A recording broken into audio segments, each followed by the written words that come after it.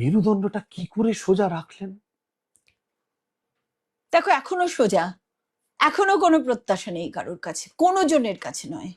আমার সেদিন খুব ভালো লেগেছিল যে আমি একটা অনুষ্ঠানে গিয়েছিলাম, একটা মিডিয়ার, এবং সেখানে লাইভ প্রোগ্রামে মঞ্চে অনেকে ছিলেন যারা পরবর্তী মন্ত্রী হচ্ছেন বা হয়েছেন, দপ্তর হয়তো পাননি, তারা অনেকেই এসে আমাকে, দিদি ফোন নাম্বারটা দেবেন, নিজে থেকে এসে। আমি হয়তো কারুর কাছে এসে, আমার নেচারই সেটা নয়, আমার কোনো ব্যক্তিগত প্রত্যাশা নেই। এখনো মেরুদণ্ড সোজা, কারণ আমি সারা পৃথিবীর ইতিহাস পড়েছি।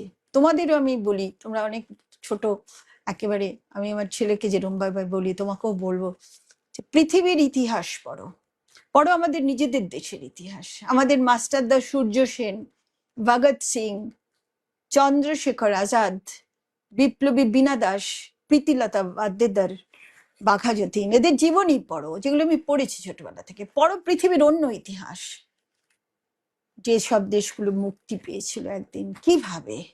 এই মেরুদণ্ড সোজা করা মানুষ আমার থেকে আরো অনেক বড় গপের মানুষ, তারা কিছু তো তাদের থেকে নিতে পেরেছি, এবং সেটা নিয়েই আগামী দিনেও এইভাবেই পথ চলবো, এটুকু বলতে পারি।